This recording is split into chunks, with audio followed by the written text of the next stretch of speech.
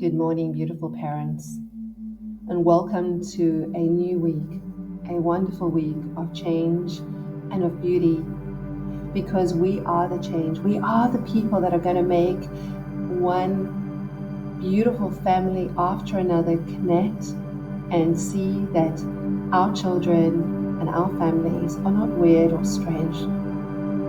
We are the future and we're yet to stay. In order for us to live our best lives as family members, I wanted to bring to you today a recording from one of my favorite spiritual leaders, Michael Beckworth. And he's going to do a meditation with you on forgiveness, because we and our children are continuously facing what we can only describe as difficult moments. I created this presentation for you, and I hope that the visuals are also special, that you don't have to keep your eyes open, but for those of you that don't feel comfortable to close your eyes or feel safe to close your eyes, I've also created some graphics for you. So I hope that you enjoy this, and I wish you an incredible journey. Let's meditate together. So just take a moment to relax. Put your feet squarely on the ground. Let your back be straight and erect without being rigid. Close the outer eye. Close the inner eye. As we said earlier in this program, don't try to see with your eyeballs, but see with your heart, see with your eye of the mind. And notice whoever it is you have to forgive. You invite them to come forward so that you see them in front of you, not with your eyes, but with the eye of the mind, the eye of the heart. You see them in front of you. And you begin to say what you did or what you did not do. It doesn't have any power over my destiny. I forgive you and set you free. I cut the emotional ties that bind us at this octave of negativity, and I set you free to grow, develop, and unfold. And I wish you well. I set myself free, for I know that my destiny is determined by my consciousness, not by what you did or did not do. I own my own power, and I wish the highest and best for you. So as you're seeing them in your mind's eye, you may become aware of thoughts of what they did or did not do, how they should have done it better, how it made you feel. Perhaps you inadvertently thought that because of what they did, they actually could have determined your destiny. But no, what they did or did not do does not determine your destiny.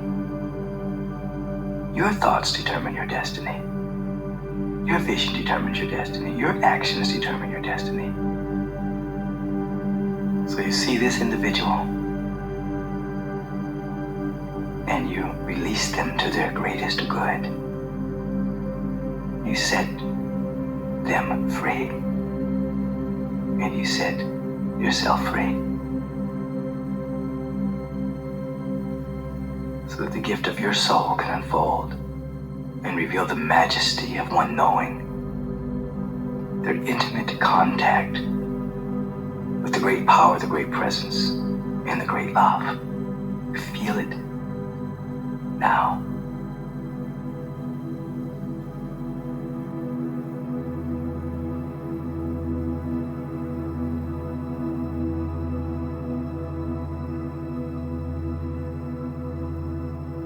There was an individual that wanted to forgive someone. This individual had done something to them, and they came home at night and they said, I want to forgive. God, help me forgive.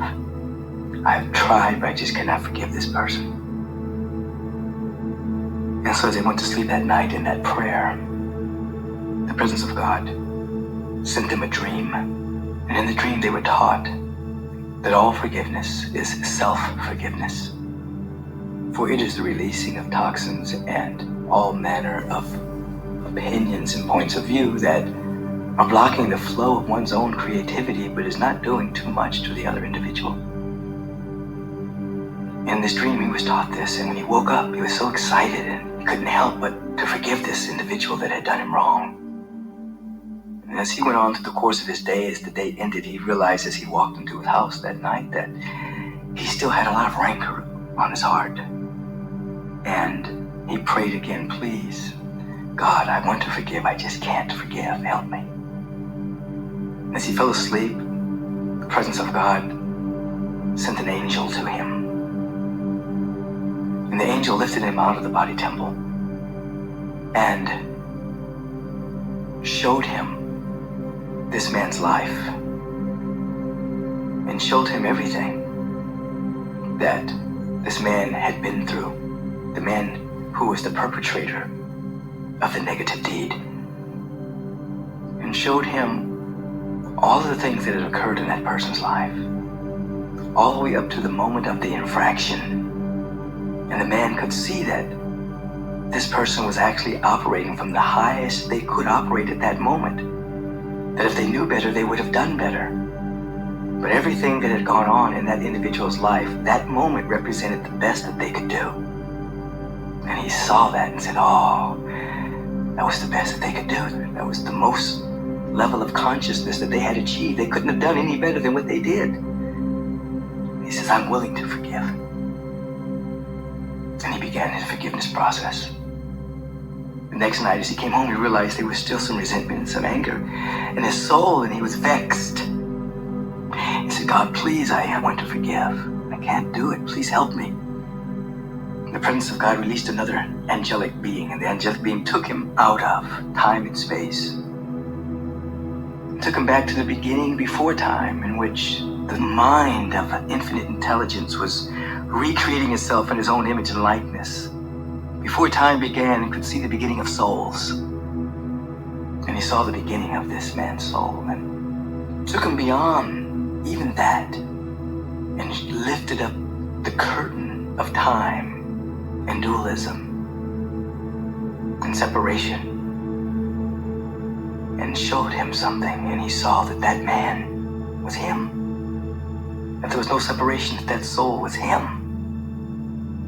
When he woke up from that particular mystical awareness, he could forgive. He saw that behind everything, that individual that had done the infraction was him. That we're all one. So forgiveness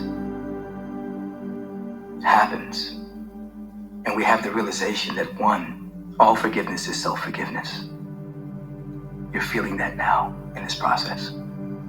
You're beginning to realize too that everyone is doing the best that they can in that moment. 3, that they represent a dimension of your own life. So take a breath now. As you have practiced bringing that person in front of you, cutting the strings, becoming aware that they cannot determine your destiny. You're setting yourself free. Slowly open your eyes, take a breath, and just feel the freedom of your soul.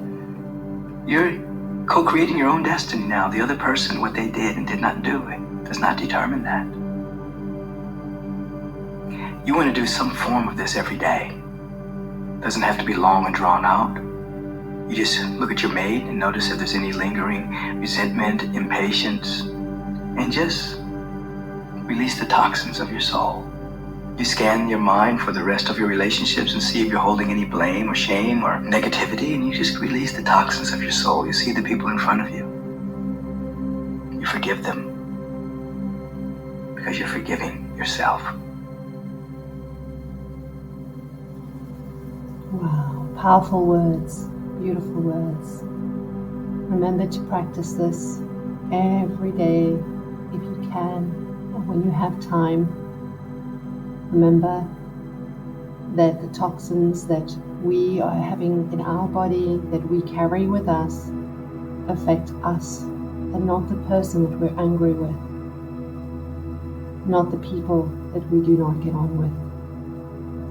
So if we want to be the greatest resource we can to ourselves and to our children, then we need to be kind to ourselves too. And the kindest thing we can do is to forgive, because we forgive ourselves.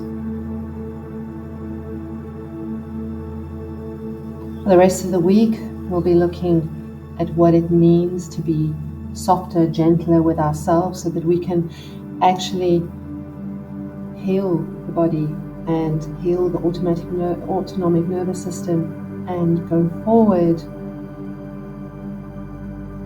healed, calmer, relaxed, and living life with love in our hearts. I hope that you enjoyed this session today. Please give me feedback, and if you'd like to see more of this, let me know. Much love.